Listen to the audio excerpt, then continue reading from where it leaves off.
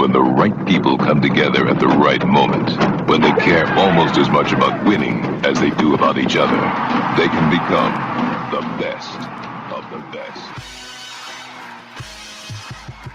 They can become the best. Welcome to the Best Soccer Show, the best soccer show in the whole world. Here we go. It's the Best Soccer Show. Jason Davis, Jared Dubois, rocking with you on a Thursday night, our normal time slot. So good to be here. Getting ready for the Gold Cup. You have your Gold Cup preparations underway. Are you painting your house? Isn't it like 2 months away? You have like your Gold Cup tree is up with your tinsel on it, or what do you guys do to celebrate Gold Cup? Let's see. What would you do to celebrate the Gold Cup? I don't know. Act like the USA has a chance of winning it. I mean, Sure. Well, dream a little. Everybody has to say their prayers during the holy time of the Gold Cup, right? And ask for the soccer gods to watch over us and give us their blessing, right? That's definitely part of this, is it not?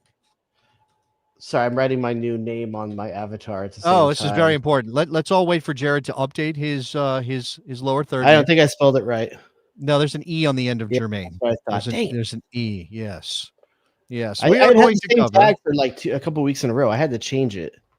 We are going to cover. What does Keeper of the Faith mean? Is that like a virginity thing? What is that? No, I'm believing that this U.S. men's national team is going to make significant progress during this incredibly important summer period.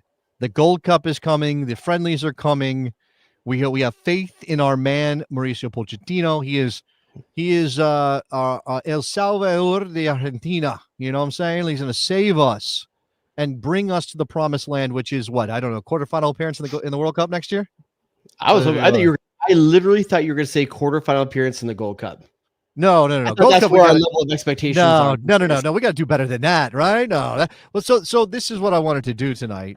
We were going to get to it last week, and we did not. And we do have some other business. Jared wants to talk about U.S. men's national team headlines, or U.S. soccer headlines, not just men. Yeah. U.S. soccer headlines through the years, the most important ones, the big ones, the ones that rocked the world. Like if this was a VH1 documentary about U.S. soccer, these would be the moments that they focus on, and they get some comedian to comment on that moment, right? Is that still the formula? They still do that? Are you talking about like the 90s and like the 80s where they used to do that kind of stuff? And someone like Bobcat Goldthwait would be on it, or you could treat it as a behind the music, which they don't do anymore. But that was always like the thing. Which is better? Okay. Oh, here's an early pick your poison for you then. Ooh, I like this. We haven't done one in a minute. Let's go. Better late 90s, early 2000s franchise.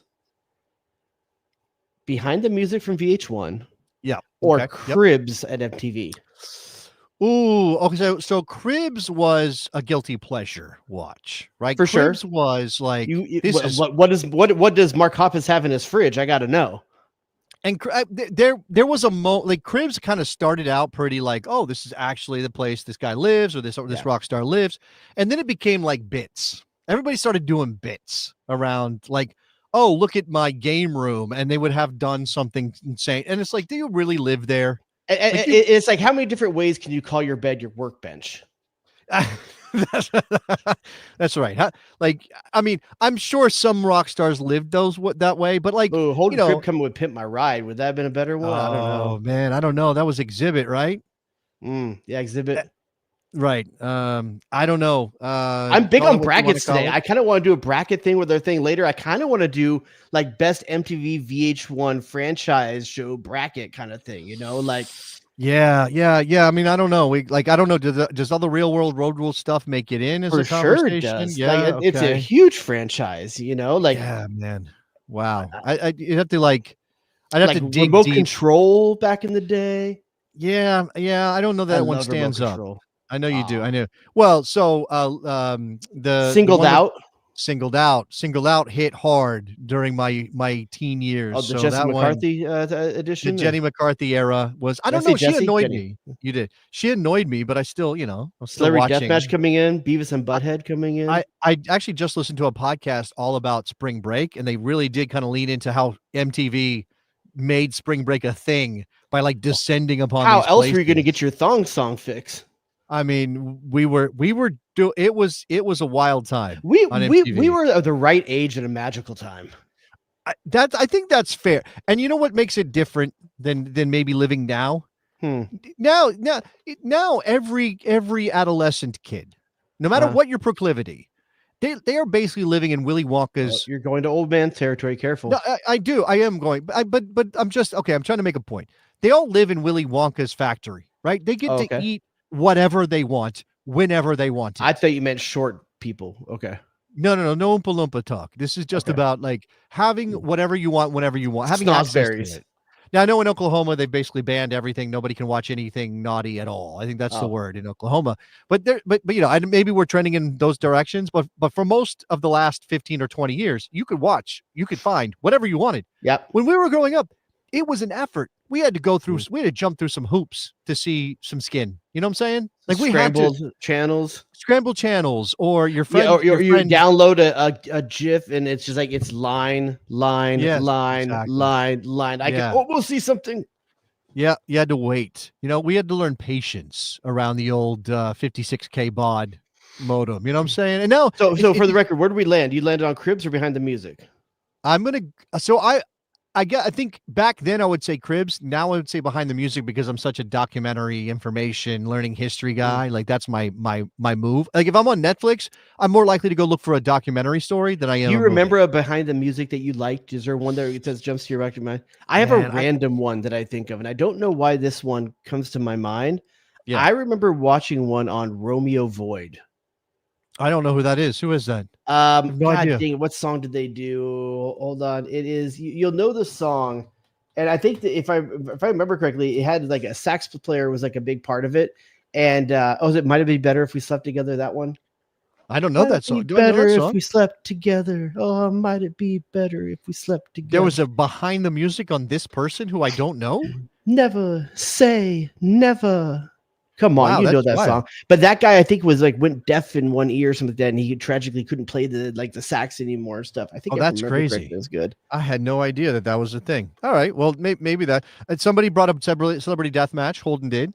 Brought up Celebrity Deathmatch, which I did. That actually reminds me of the whole Liquid Television period because I did watch a lot of that. Eon Flux. Eon Flux was a move for sure. Yeah. All right, so we're kind of setting the stage. We're gonna talk about some history. We're gonna talk about some. I don't know. We'll do a mini bracket or something. We'll try to figure. I want to do bracket. I think we're gonna do a Mount Rushmore because I didn't prep 32 of these or anything like that. So I think we'll do a Mount Rushmore. We'll throw out about 12, 13 of these, and we'll pick our. What do you think is our Mount Rushmore 4? Okay, and that is going to be big moments, headline stuff in American soccer history. So that's coming up in a bit. I'm sure Tannenwald's going to have one I forgot. Oh, I'm sure. A lot of these creation of the union written on. Yeah, maybe Sons of Ben go to DC or whatever that was back in the day. Does that merit? Does that rate? I don't know. But the U.S. men's national team is getting ready for some stuff. Actually, before we do that, might as well take care of some business. Patreon.com/thebestsoccershow. You can sign up and be part of the Besties community. There's a Slack for that, and it's very fun. We're always up in there making fun of Jared's team, really. Is kind of the mood right now. I avoid it. You're in there occasionally. We have other channels. We talk non-soccer stuff alongside the soccer stuff. Speaking of MTV, there's a music channel as well where we kind of share what music we've been listening to. Yeah, probably more music in that music channel than on the music channel right now on music television. Shout out the album I'm listening to right now, kind of newer guys. They're not that popular, but Strawberry Fuzz. Check it out. Strawberry Fuzz. Oh, I just found out that Clips is dropping a new album. Are you excited for that? Who? Okay, never mind. We'll keep moving. We'll keep it moving. I was going to say patreon.com/thebestsoccershow. You also get a little dose of me talking through some stuff, a little behind the scenes. Today I talked about the idea of covering soccer for free, which is something I'm kind of past at this point in my life. But anyway, there's some stuff in there on the Galaxy. I wrote a piece on the Galaxy on Greg Vanny and the contract extension on my newsletter. But Jared, did you know I have a newsletter? Did you know what don't you have these days? Is it like Pony Express? Does it arrive in my door? How do I get it? I do have a newsletter. Go look Jason Davis Soccer Eagle on Google or whatever search engine. We leaned into that, did we? Yeah, we're leaning into it. Might as well. Okay. It's got to be called something. It can't be like Jason Davis soccer guy. That's terrible. Jason Davis Regal Beagle. It's a joke, right? It's a Yeah. joke. I can lean into a joke. All right. So that business done, and morning kick around. I'm not going to push that too much. That business done. We can move to the state of the U.S. men's national team. Now, last week we talked about the roster. We got a roster, and it left some people cold because some star names were absent, whether through Club World Cup participation, like Weston McKennie, Tim Weah, Giovanni Reyna, or because they just decided they want to play golf this summer or go to the beach, which is what Christian Pulisic decided to do. So I want to know where people are. This is what we do on this show. We turn our attention back, or we use the scale brought into the public eye by the movie War Games in 1984. Jared, Shout out Matthew Broderick. Shout out to Matthew Broderick. 1984, the movie War Games. This is a real thing, right? There is a DEFCON, a defense condition for the United States of America, and it obviously relates to our readiness for any potential. As the son of a colonel or major. Yes. No, he finished as a colonel. He pinned on 06. As the son of a colonel. Yes. Shout out to Colonel Davis. How much is the DEFCON really a real thing that gets talked about or anything like that? Like, it's absolutely a thing. It's absolutely a thing. Okay. In NORAD, the place that he goes, that he sneaks into, which is insane, that's a real thing. I don't know that the computer was a real thing, or the War Games computer at Joshua, any of that was real, but a lot of that stuff is based on reality, right? Okay. And by the way, shout out to, I don't know, there's some really great actors in that movie that I think deserve some respect. But let's talk about DEFCON, right? So we do this for the U.S. men's national team. Yeah. DEFCON 1 is, okay, all the alarms are going off. Our fighter jets are scrambled. We're getting our nuclear warheads ready. Things are bad. We have no recourse but to go nuclear. Global thermonuclear war. That's what Joshua says. He wants to play. DEFCON 2, obviously you bring it down a little bit. Still big deal. Still scared, still worried. But the silos are open, but the missiles aren't launched. Maybe that's what it is. We haven't turned our keys, because that's the deal. We have to turn our key at the same time. Turn the keys. Mm-hmm. You're not turning your key with me. But sorry. I know we're supposed to do it together. I apologize. We do it together. I mean, we do everything together. And then DEFCON 3 and DEFCON 4 and DEFCON 5. DEFCON 5 is state of peace. Everything is great. We're actually loving life right now. Remember the 90s? Is that what we DEFCON 5? Yeah, okay, maybe. A little Bosnia. We were okay though. We had some stuff. There was some stuff. We just maybe weren't paying as much of attention. But after, since it got a BJ? No big deal. Since 2001, it's gotten a little dicey, and the world has not been okay. So, Jared, I will lean into the besties and the people in the chat. So, give us your DEFCON. Absolutely do that. What do you got? I'm gonna go a solid 2. I think DEFCON 1 would be we're firing the coach. DEFCON 1 would be pretty rough. DEFCON 2. It's funny. It's hard to say 2 when we're like a month removed from the last time we saw any of this, or over a month removed from the last time we saw this, because you've tempered a bit, but the roster has made a lot of people nervous because there's a lot of names that you don't have a lot of faith in that. No consistency. The big names aren't there. So I think it is kind of put up or shut up time for this team, and even for this coach a bit in the Gold Cup. And knowing that, and with the World Cup a year away, it just feels like everything's coming to a head and we're not prepared. Yeah. Yeah, I think that's right. I think two, I mean, I can't believe you're doing 2, because I think you're usually a little less worried than I am. I think I'm at a 3. I think, because here's where else I am as well. 3. Here's where I am as well. A little bit contributing factor to the 2. Anthony Robinson's on the surgery table. Granted, supposed to be minor knee surgery. Okay, he's off the table. He's in the rehab, but he's not. Does it make me feel good that one of our most important players is having some knee surgery? But it's probably better to do it than not do it. But it's just never good when something like this is happening. It's not a fun thing. Christian Pulisic got some kind of hip action or something like that. Not sure what's going on there. Gio Reyna's in limbo. A player that we need. We need creativity in midfield, and he's nowhere to be found. Yeah. So it's bleak right now, man. It's pretty bleak. It is. So it's bleak in the sense what's the light? What's the light that I should be looking towards? Yeah. Okay. So let's talk about that. If you are not at a 2 or a 1, and I'm at a 3, then you kind of have to back that up. What is the thing you're looking at in this period, the two friendlies and the Gold Cup, and you're thinking, okay, I can find something good out of this. And I think people are trying really hard. I think there is a group of U.S. men's national team fans who are not going to be satisfied no matter what. And I know lots of them are going hard after Christian Pulisic. Right? I know. And in fact, our man Hercules Gomez, or my man, I don't know if you're a fan of Hercules Gomez, but I consider the guy a friend. Kidding me, he's Galaxy royalty. He is going after Pulisic pretty hard, social media and otherwise, saying, guys like Messi and Kylian Mbappe have played more minutes for club and country in the last 2 years than Christian Pulisic, and yet they're going to show up when their national team calls. Right? This feels that's like, assuming it's a fatigue issue. So he's calling him soft on a fatigue issue. If he legitimately has an injury, then that might be different here. But to Hercules' point, I watched this on Club of Football America. He goes, when are you not injured? That's right. Everybody is injured at some point, they're all the time, right? So, but here's the other problem is that Christian Pulisic is not being shy. He's not going off to fix his hip or rest his hip and just staying out of the public eye and, dealing with it in a way that's like, oh, okay, I get it. Like he's just got something going on and he needs this break, and okay, fine. He'll be ready for 2026. He is like playing golf. He's doing stuff with who's the guy? DeChambeau, the golfer who hits it like 1 billion miles. I couldn't tell you, but from Tyser, Byron.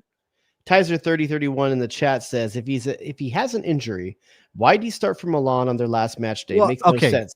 But again, we're getting to this point of like, where's the line on an injury? That game meant nothing to Milan. They couldn't do anything. No, that's true. That is true. Maybe he had something in his contract that he played a certain number of minutes. He got paid more. Like, we don't know there are certain things. He gets paid for the Gold Cup. He does, not the same level.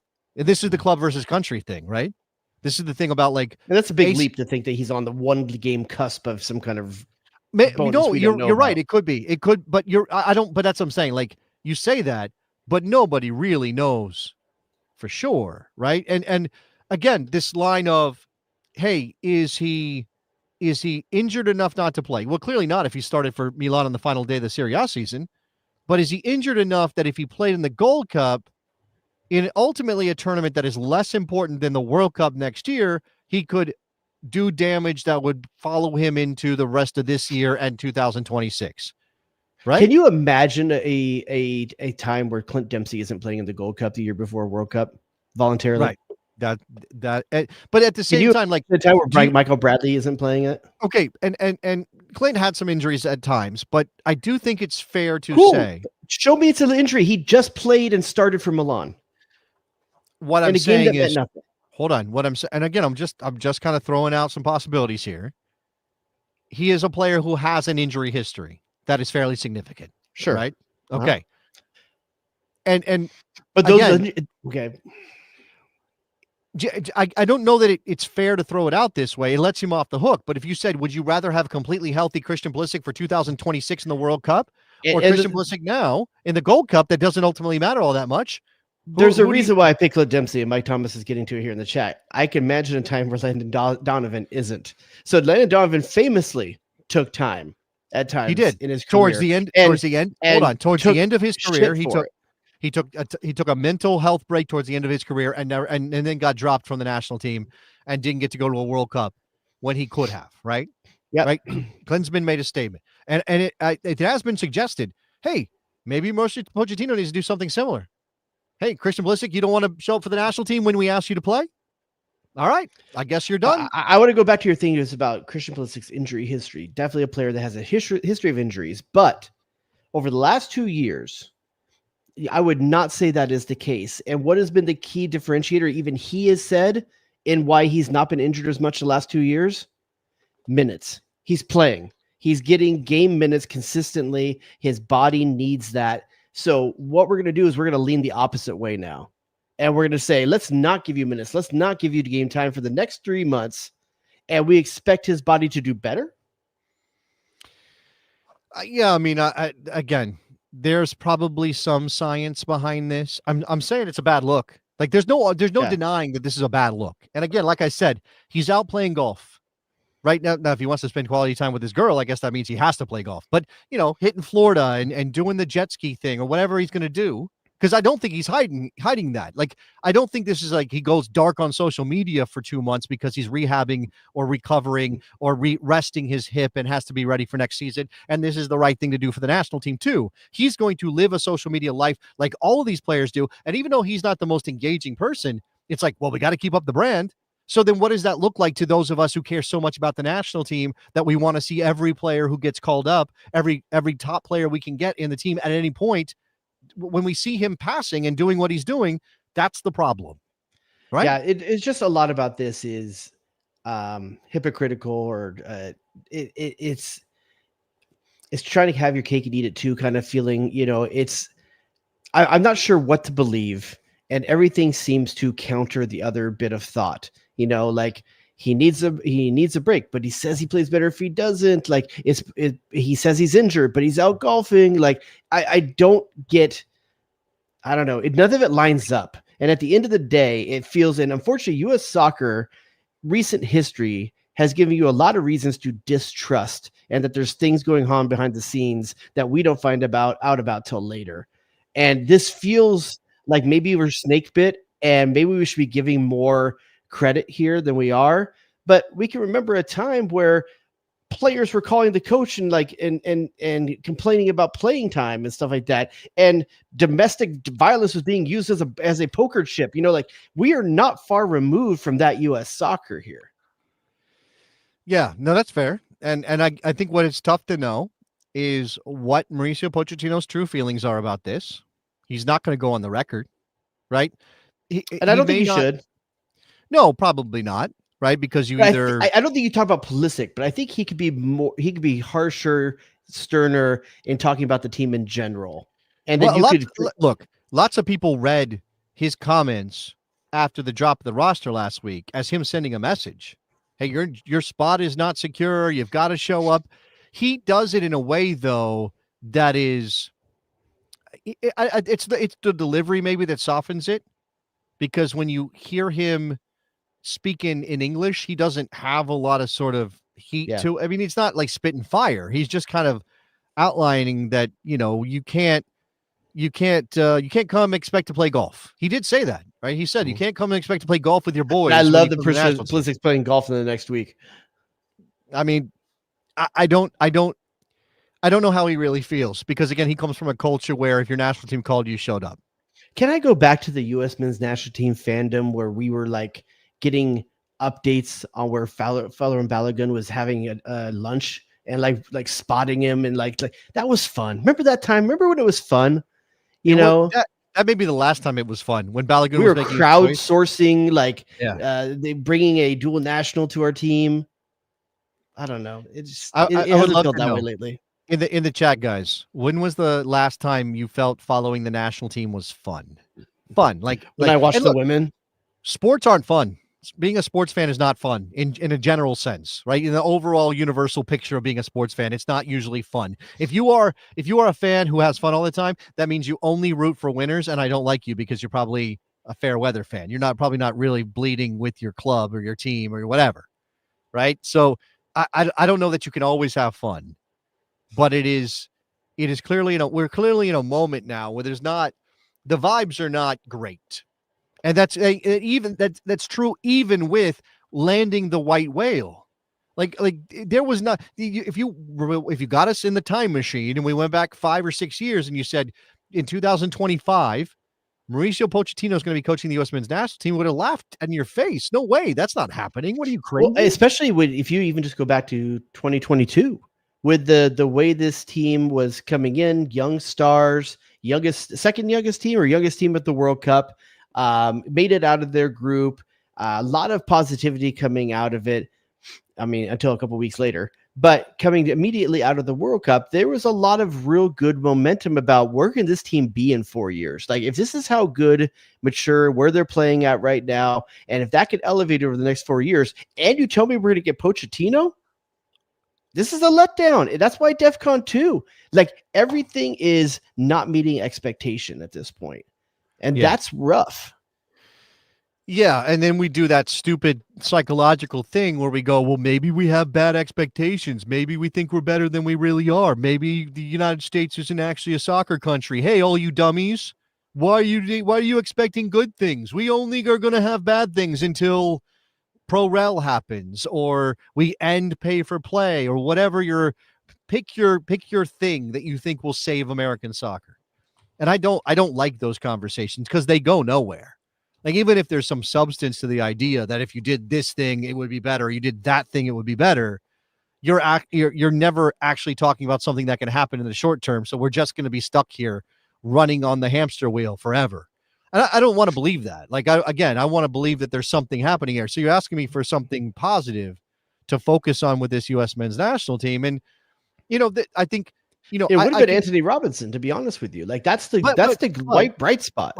But I can still feel like whether I think they're going to be monsters at the World Cup yet next year or not, I can still be thrilled and happy that Brian White's getting his shot because of what he's doing with the Vancouver Whitecaps, right? Like, I can still love the fact that Diego Luna with his big balls is back in this team getting another look because he's about the only thing that RSL has going for them right now. Do you ever think that Diego Luna looks like he's always wearing a coonskin hat on his head?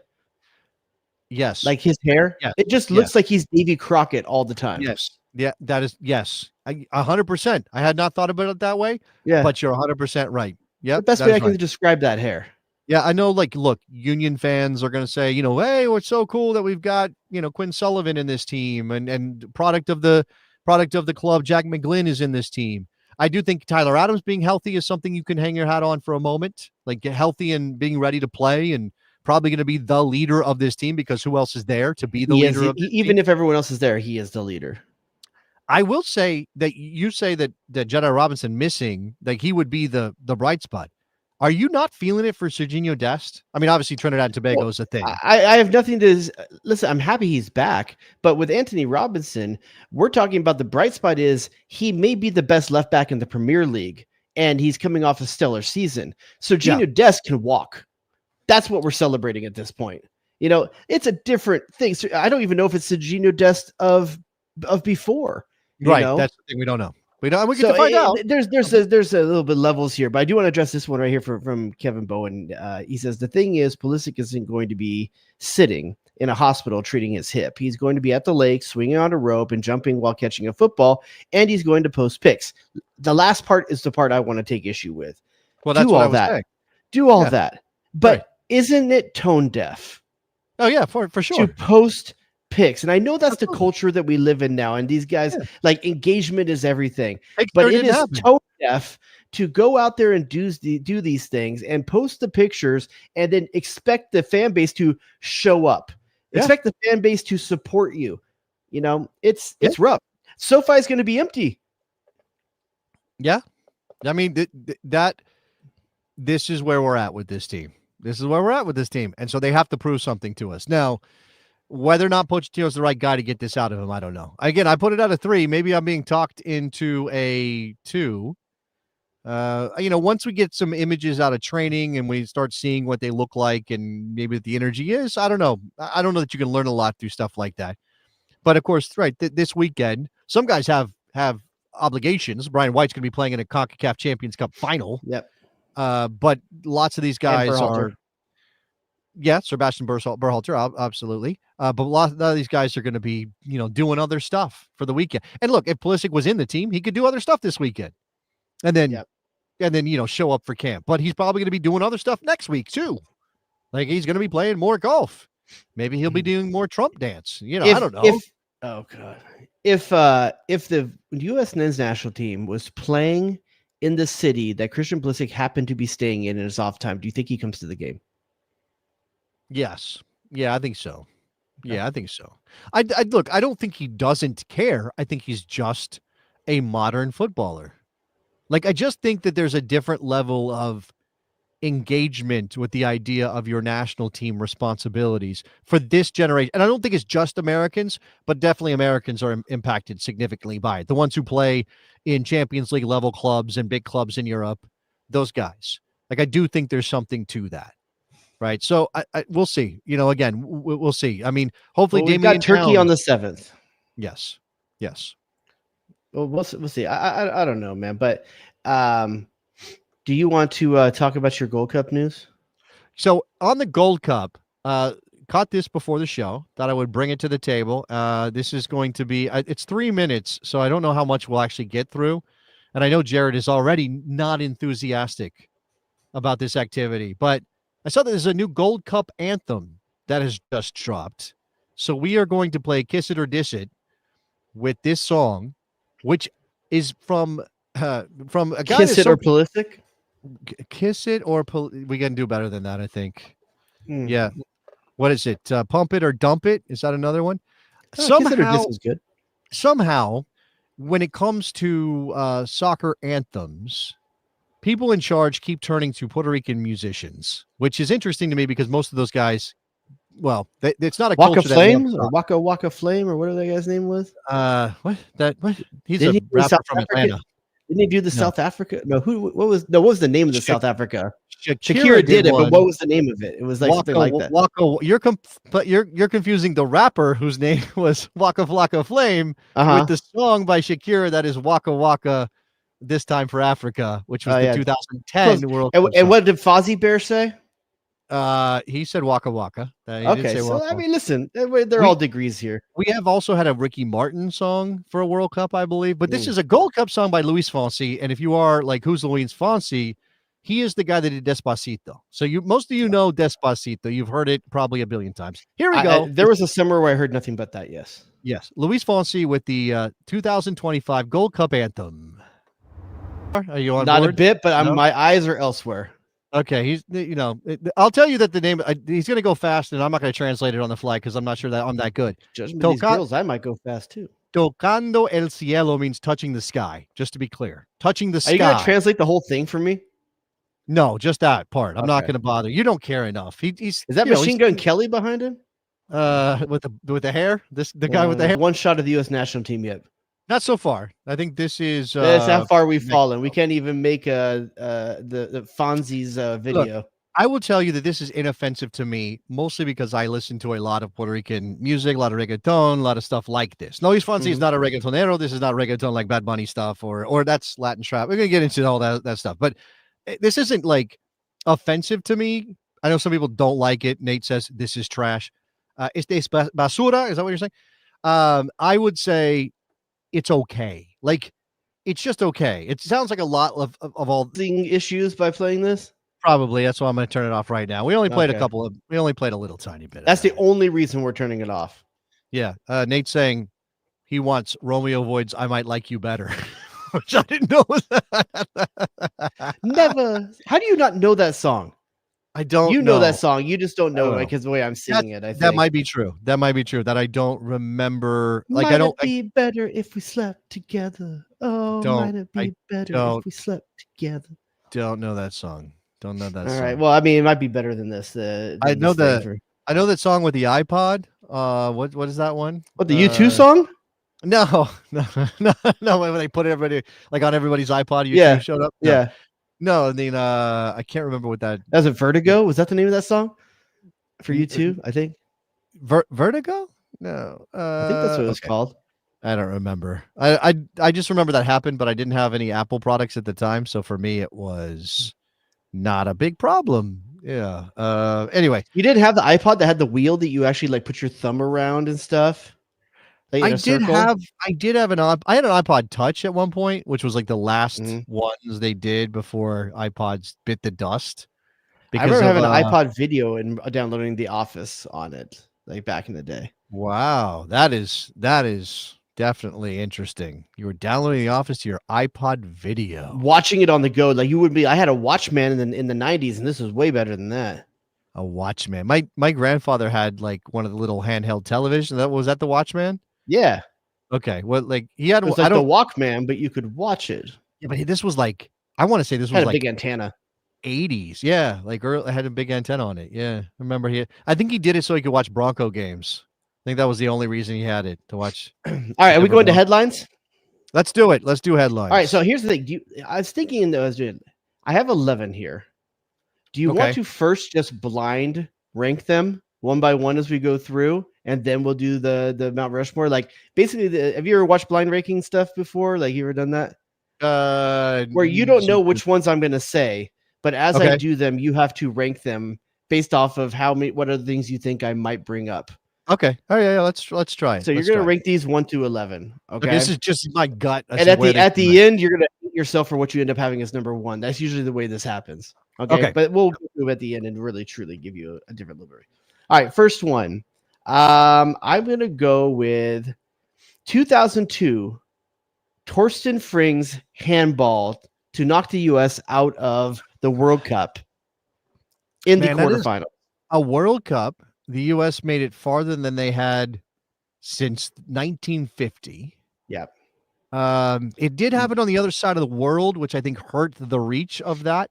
Obviously, a lot of us were paying attention. And the hard thing for us to know is how much that reach was globally or in Europe or something, like how much that got play, because we were not as interconnected as we were now in terms of headlines and news and stuff like that. Exactly. Okay, I'm going to leave myself some wiggle room here. I'm going to put that at number 6.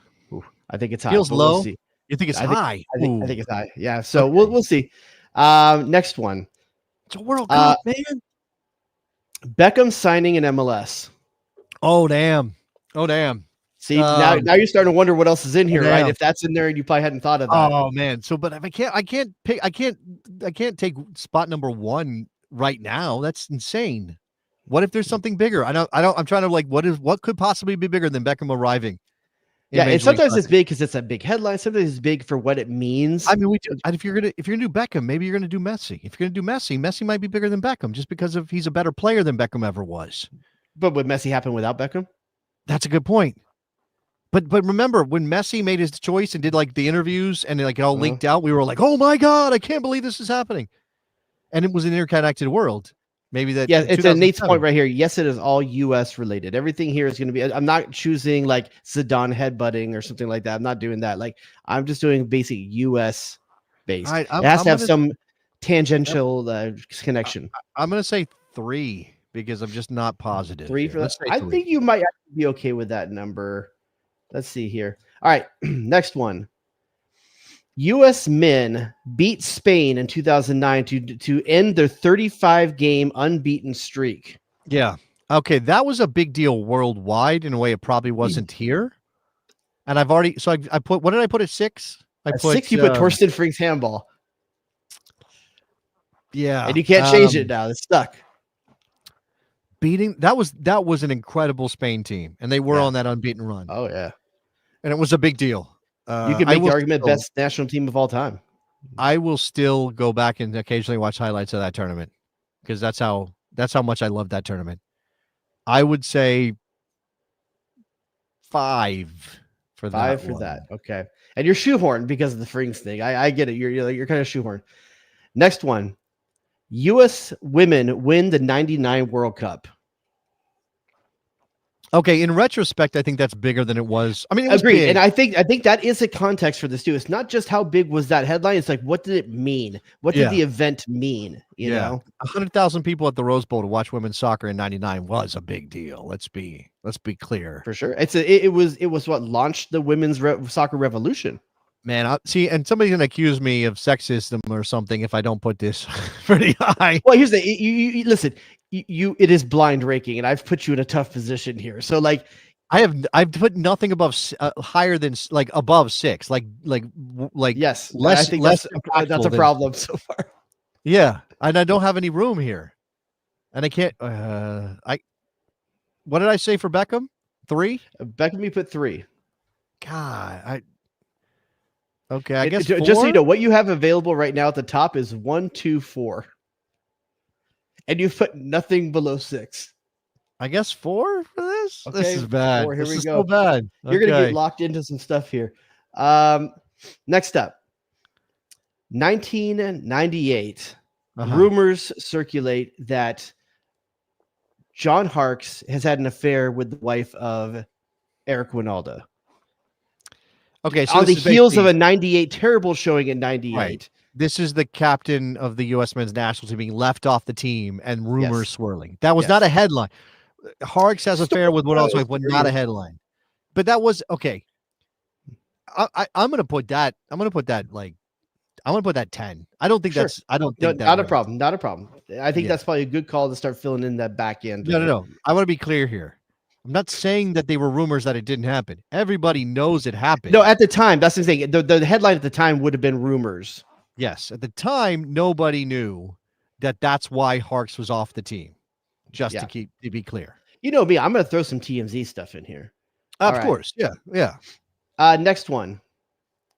Women's soccer abuse in a women's soccer abuse reckoning. The reckoning that came with the allegations and the proof that the women's soccer has just been a terrible, terrible place to exist within. All the basically it's women's soccer's Me Too movement. Yeah, a big deal. Absolutely a massive, massive deal. But in terms of sort of a massive deal. I'm not trying to diminish the importance of this. No. But I'm gonna say 9 for that one. 9 at that one. Got it. Okay. And I still have 11. This is why 99 had to go at number 2. This is funny from Aaron. Waiting for Chad Ochocinco trying out for MLS. Did you put that on the list? Just missed. Number 12. What a weird error. What a weird error that was. All right. How about this one? Jack Warner and a Chuck Blazer corruption scandal breaking. What year is that? Because I feel like that happened multiple times. Let's say it happened. The big one that also caught up with Sepp Blatter and stuff like that. 10 years ago this week, by the way. Oh wow, okay. And I will promote that I talked to Henry Bush again. Maybe bigger globally than in the U.S., but still a very big deal. Well, it was the American Department of Justice that executed the whole thing, right? So I talked to Henry Bushnell on Morning Kick Around about this because he wrote a story about where have we, what happened then and where are we now, and things aren't really better. 10 years on, things aren't really, really better. Okay, I think this one. So to Jonathan Tannenwald's point, shout out to JTT. I will go ahead and give him a little love here. Is that JTT? OMFPG-13. It's JTT. Who? I would say that was that one transcended sports, right? Yeah.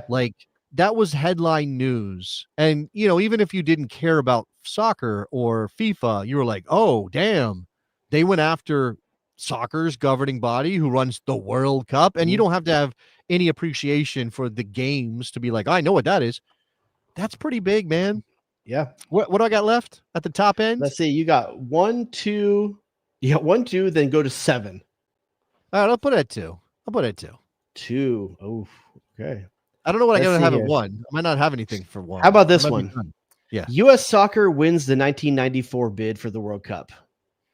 I'll put that 1 because nothing happens after that we're dealing with. We're not here if 94 doesn't happen. I'll put that at 1. Okay. Number 1 is the fact that U.S. Soccer won. Yes, because it was. And also the most successful World Cup of all time. Right. That World Cup. I mean, I think if you consider what was going on in the world, the U.S. men's national team hadn't qualified for a World Cup since 1950, right? And they were like, okay, you can have the World Cup, but we have to know that your team's not going to be a massive embarrassment. So they had to qualify for the 90 World Cup for FIFA to give them the 94. They could have pulled the World Cup from the United States if they didn't qualify for 90. And I think this one is why the creation of MLS in 96 is not on here, because I think 94 is an extension of that conversation, and that's truly the impotence for it. Yes. And look, there's a thing going on in the chat I want to acknowledge. So 94 is number 1. That's according to Jonathan Tannenwald. The Caligiuri goal in Trinidad. And then John saying that the bid was won before Caligiuri. It was. But again, there's probably no 94 World Cup if they don't qualify for Italia 90. I'm not saying it was a definite, but there was definitely this sense that U.S. soccer had to prove themselves. It's like, which is the stone and which is the ripple? It's hard to say, but I think this is the big penultimate story, it leads to. Next up, and so far, what you have left, you have 1, 2, 3, 4, 5, 6 used. You have 7, 8, and 11 remaining. All right, 7, here we go. 8, and 11. So you could be manipulating me completely with the order of these headlines. As if. Sure. Go ahead. Messi to MLS. Jay Rodius. Okay, I'm gonna Lionel I'm gonna- Messi joins MLS. I'm gonna have to justify this because I've obviously boxed myself in a little bit, Uh-huh. and I did just argue that it was a big deal, and it was. But I do think that again, this is sort of like relative to the scene at the time. Getting the 94 World Cup relative to where American soccer was at the time was incredibly huge. Like it doesn't even matter if like a lot of Americans didn't care that much. As you said, it was the most successful World Cup in the end. Yeah. So we know there was an appetite here. Nothing else happens after without that World Cup. So you could, like you said, does Messi come if there's no Beckham? No, probably not. Right? There's no DP rule to begin with. There's no Beckham. And while I do think that Messi is so much bigger than Beckham in terms of his reach and his popularity and all of those things. Skill. Well, obviously ability, right? That absolutely is true. It's a different MLS than it was when there was nobody even in the same area code, the same state as Beckham when he arrived. We didn't have anybody. There was the name recognition is the only guy that most people, soccer players, a lot of people can name at the time. You could go back to the very beginning of the league and you could talk about Mateos and people like that. And so there were a couple of guys. You could talk about El Pibe. You could talk about Valderrama. Like that. Absolutely, you could do that. But they were not David Beckham. No. They were not even close to David Beckham. So I would say I'm comfortable. What's my next highest? 7, 8, and 11. You have left. I'll put Messi at 7. Okay, Messi at 7. Got that. Yeah. Next one. Any Hope Solo scandal story? Anyone. I get stealing a van, nudie pics, anything you want to put. Getting arrested for. You can combine them all as one if you want. Any Hope Solo story accusing US soccer of negligence, like fighting with her teammates or whatever she did all the time. What's the highest? 8 and 11 left. 11. I'll put in 11. 11. Okay. Sorry, Hope, but it is the number 1 goalkeeper jersey twice. 11. So it was either 1 or 11. It had to be one of the two. Oh yeah, I guess. Your last one, and which will eventually ultimately be your number 8 because that's all you have left. Okay. Your last one is Landon Donovan left off the World Cup team in 2014. I'm okay with that. It was a huge deal for us. Okay. It was a huge deal for us. And obviously he is a massive in American soccer circles and in the U.S. men's national team. And it was a big deal. I mean, I think we did a show specifically about Donovan being left off the national team. Or I remember it being a big show for us. Like I remember hundreds of people watching us live because we were talking about Donovan left off. So it's not like it's not a big deal. But I think in the grand scheme of things, it's kind of, I mean, I guess if you're asking me like what impact did these things make at the time that they happened in American soccer or globally or I think one of the things that we don't always talk about is that Landon Donovan not making the World Cup team was the end of an era.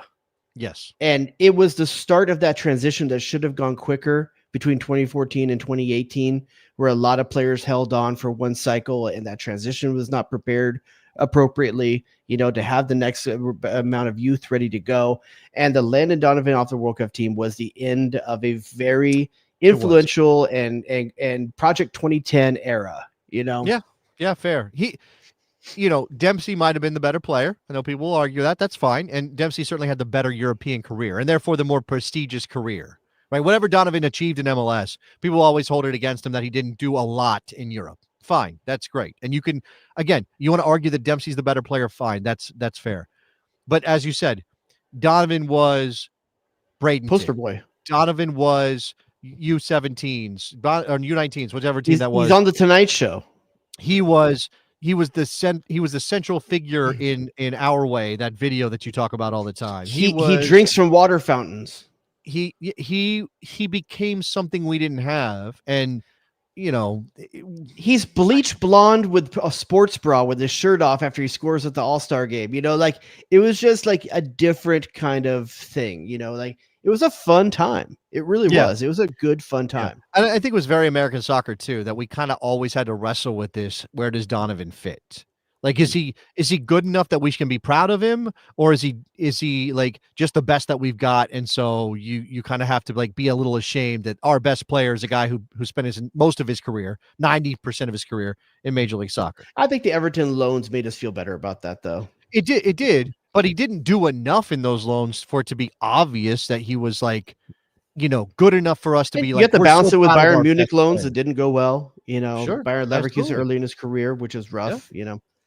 All right, so that's your 11. So just to tell you what your order ended up being. Okay, number one. Let me see if I can do these visually for people. So number one is U.S. Soccer wins 1994 bid. Okay, hold on. Number two, I'm not doing it. I can't type that fast. No, that's fine. We'll just we don't need it. Number two, Jack Warner, Chuck Blazer corruption scandal, along with Sepp Blatter as well. Well, I think you call it like the FIFA gate. Like, the reason I put them in there because it's CONCACAF and US, and I was trying to make this more US based.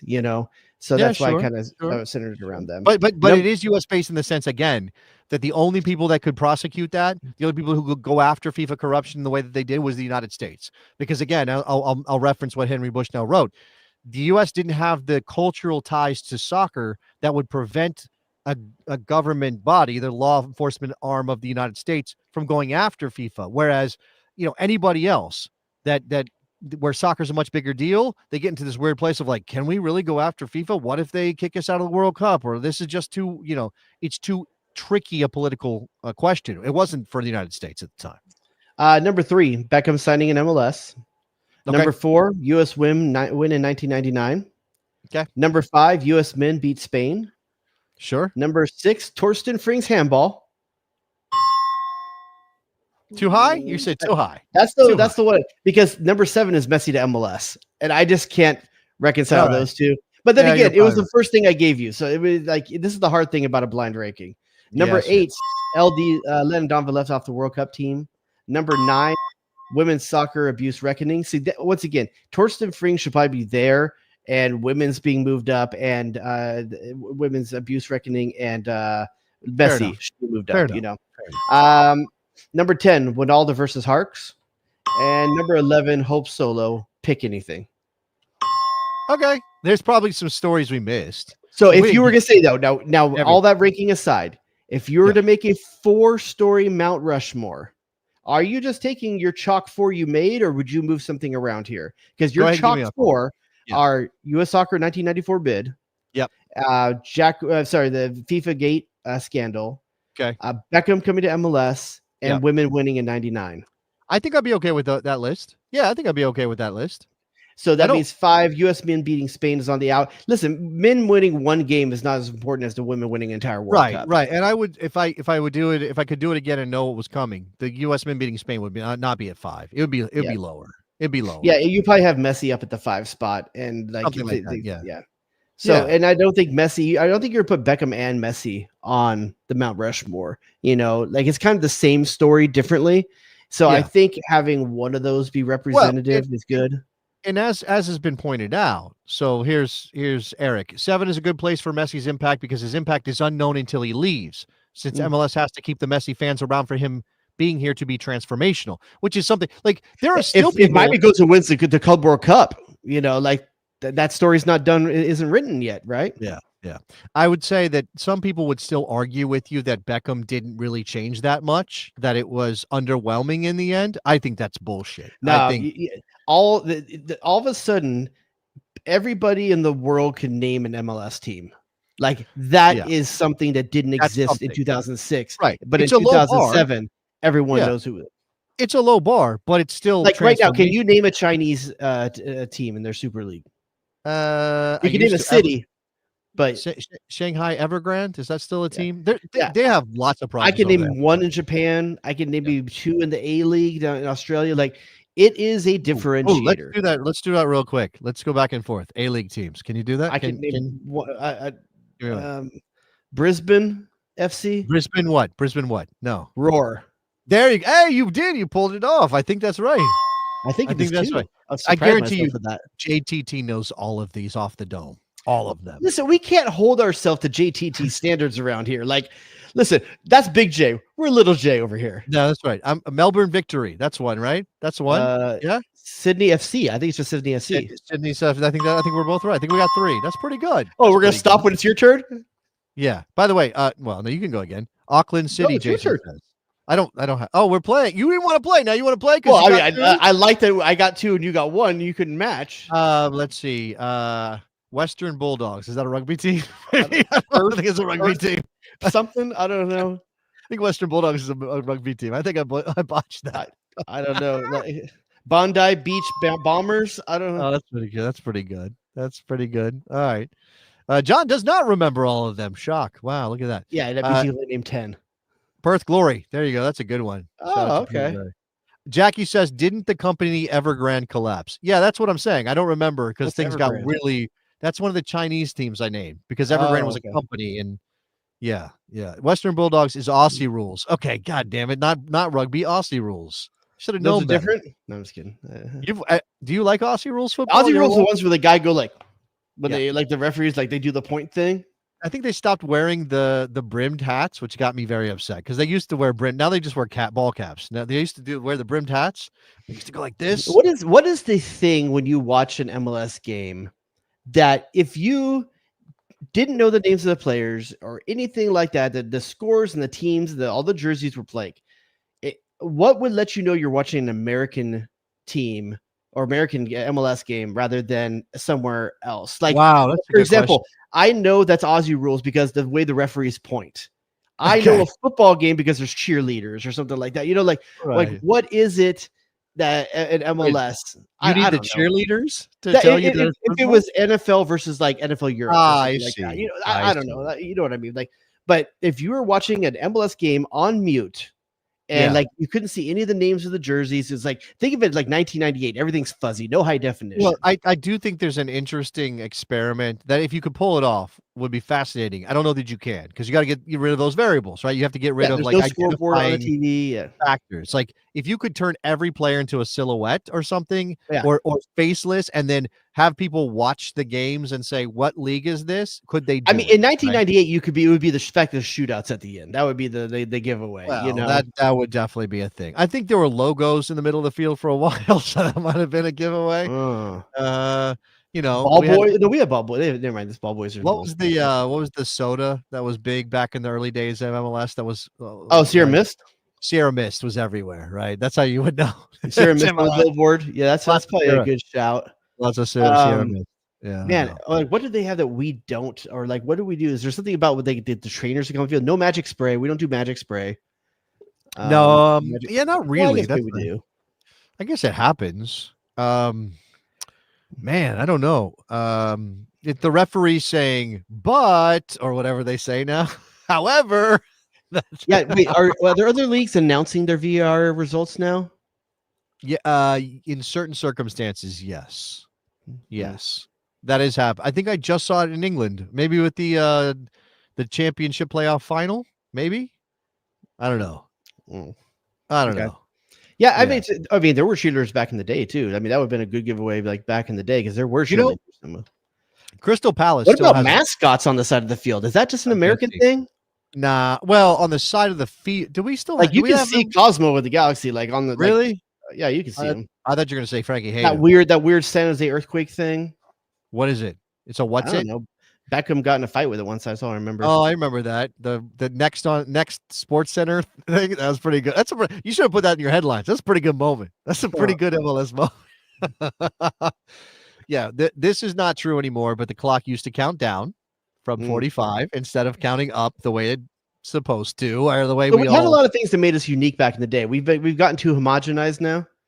It is true that we do like unique things like Timber Joey cutting the wood in Portland. Like that's good. Another thing is in the pregame, seeing the players walk in and seeing what car they get out of. That would be a thing that would differentiate US. Wow, that we don't most of the time. You're not seeing. Some of these guys get out of Hondas. The walkout in general, like we don't. Do we get fireworks? National anthem. That's the separator. National anthem. Yeah, we did the national anthem. Yeah. It's time to stop doing the national anthem. We don't need that every time, do we? Nah, I mean, US national team games, sure. Yeah, of course. No, you're representing your country. You play the national anthem. That's we wouldn't have Gigi Buffon singing the Italian national anthem at the top of his And what lungs. happened? Do they still do the MLS like that anthem we had? Is that Yes. the same one still? Okay. The Hans Zimmer anthem. Yeah, I Mm. don't remember. I don't think I have it on the board anymore, but I used to because it goes or whatever. It's like almost like a dubstep drop situation. Yeah, I remember it was a banger. You like it? You like I it do. better than Luis Fonsi and Tocando el Cielo? Fuck You like yeah. it better I than mean, that? there's no bare midriff girls or anything, but I might go play Tocando el Cielo for my wife and see what I she like thinks. my Fonzies like Fonzarelli. That's how I get my wife into soccer. Like Luis Hey. Fonsi did the anthem for the Gold Cup. You have to watch it with me now. Oh, that's You have how to I got be- my wife into soccer. She bought me for Christmas. We've only been together for just over a year and a half or something like that. She bought me season tickets to win the year Beckham came. Actually, she technically bought me for Christmas season tickets to the Galaxy, and then Beckham was announced 5 days later. So I got in good. That's on great the floor timing. of that. That is great timing. All right. Yeah. All right. Is there any business we did not take care of? That was Anything right we on did an not hour. get- Look at us. Look. Oh, we're done. Are we done? Do we want to? We're on an hour. All right. Best Soccer Show on Patreon. Support the show. If you just throw us a little bit, you get access to the Besties Slack, the Besties community. You get a chance to hear me talk about soccer and life on the Daily Davis little podcast video thing I do. I know. I saw you talked about the Galaxy today, and I haven't listened to it. I don't know if I want that pain. I wrote about them more than I talked about them, and it's not about them. It's more about this the problem that you have, which is the messaging of signing Vanny to a contract that I think he deserves, and you're smart to do it. It's just really weird to be like 16 games, no wins, give the man a contract. Yeah. Because where else would that happen? What Yeah. other league would that happen? The funny thing is, I don't think the play, the way that they're trying to play and stuff is bad. I don't think they're actually out of games other than the Red Bull game. That's the only game this season they've been out of. It's just weird mistakes and mental lapses and snake bit, like Garces trying to do a clearance in the 90th minute, it goes off his shin. Like just the weirdest stuff is happening. And it's just when you're not confident, mental lapses are just, you're just waiting for the other shoe to drop. So at this point, I put on Twitter today, like, I'm just watching the Galaxy just to watch history. History is being made every week. Yeah, it's interesting. Like again, I'm not even really like throwing out criticism. I think there's this base state in American soccer where Ricky Pooch didn't die for this. Saint Ricky, San Ricky. It's this base state in American soccer where everything that differentiates American soccer from other soccer that we consume, whether it's Europe or whatever, is viewed through a negative prism, right? So we just go, oh, that must be bad because it's MLS only that is like this. And I'm trying not to do that. I'm trying to be like, I just think it's fascinating that you can justify giving this contract to your head coach amidst this run of form. The problem is the negotiations started in the offseason. I know that. Like that's what I'm saying. And again, I don't think dumping like in other leagues or the people who are sort of like kind of sadistic about it, like, well, if we had more accountability, he'd be fired. It's like, do you want people to get fired? Like that's your idea. It's like people should be fired. Again, it's a dichotomy here. The Galaxy at the end of last season was playing maybe the best soccer that I've seen in MLS. It was amazing what they were doing. They were electric. So and then you have this season, and Vanny made both those things. Yep. And it's just tough. It's a tough position to be in. If this was a league with less parity, if it was I'm not saying it has to be like no parity the way some leagues operate, but if this was a league with less parity, then the Galaxy would expect to be contenders every year or to be closer to being contenders every year instead of being able to kind of say, well, yeah, but this is MLS and it goes in cycles. And sometimes you stink and then you get better and then you stink again. Right. Yeah. They stink right now with 70% of the same lineup. That is a fair statement. Injuries have been a problem though. Yeah. Like you haven't just got that 70% back. And now Royce is already back out again. It looks like, but there you go. And again, I'm not even mad at people who are like, well, we need MLS to matter more during the regular season so that coaches do lose their jobs if they go 16 without a win.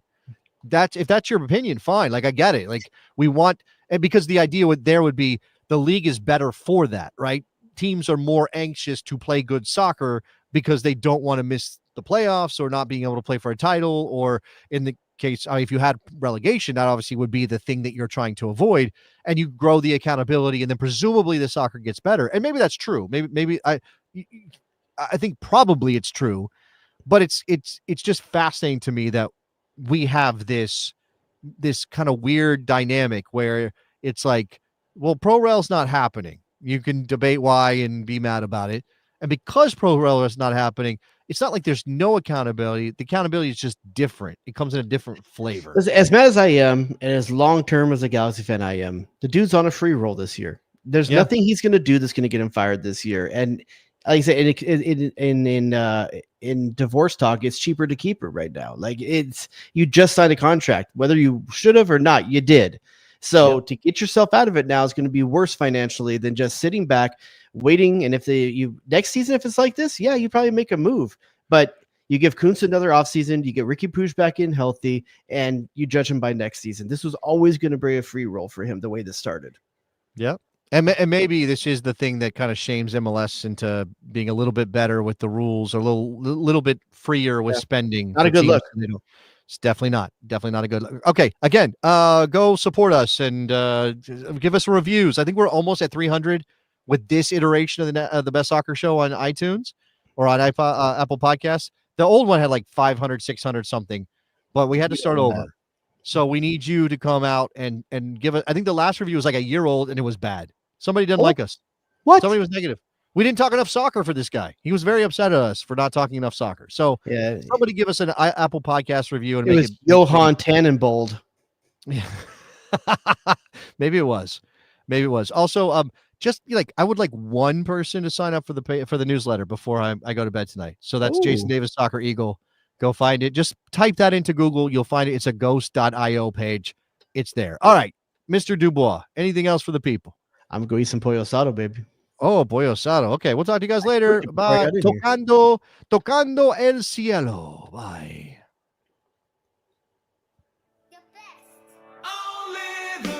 Michael freaking Orozco Fiscal. The Sausage King of Chicago. What are we doing?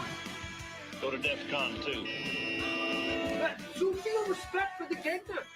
So feel respect for the Gegner.